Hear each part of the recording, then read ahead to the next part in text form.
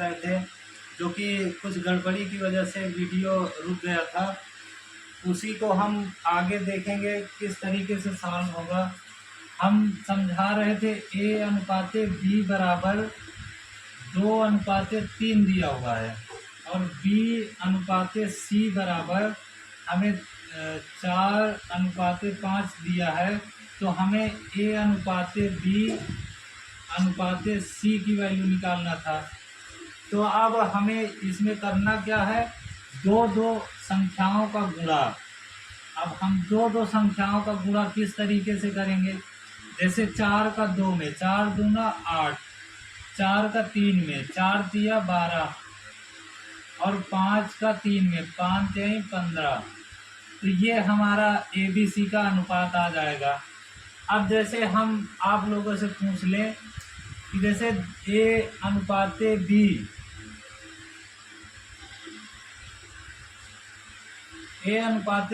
2/4 दिया हुआ है और B/C बराबर 4/5 दिया हुआ है।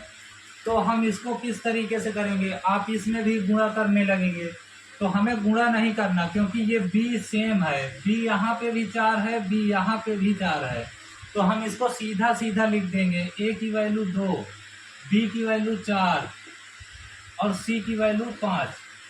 तो आप लोग यहाँ तक समझ गए होंगे। अब हम कुछ क्वेश्चन सॉल्व करवा रहे हैं। अब जैसे हमारा ये क्वेश्चन लिखा हुआ है, यदि A/B बराबर 5/6 है और B/C बराबर 6/7 है, तो A+B/B+C/C+A का अनुपात हमें ज्ञात करना है। तो सबसे पहले हम ABC का अनुपात निकाल लेते हैं। जैसे उसमें दिया हुआ है A/B का मान दिया हुआ है 5/6 और B/C बराबर 6/7 दिया हुआ है। तो हमें यहाँ पर क्या करना है, अब यहाँ पे B 6 है, यहाँ पे भी B 6 है। तो अब यहाँ पे B सेम आ रहा है, तो हम इसको ABC का अनुपात किस तरीके से निकालेंगे। तो ये A की वैल्यू 5, B की वैल्यू 6 और C की वैल्यू 7। अब हमें बताना क्या है इसमें, A+B। A हमारा 5 है और B हमारा 6 है, तो A+B आ गया हमारा 6 5 11।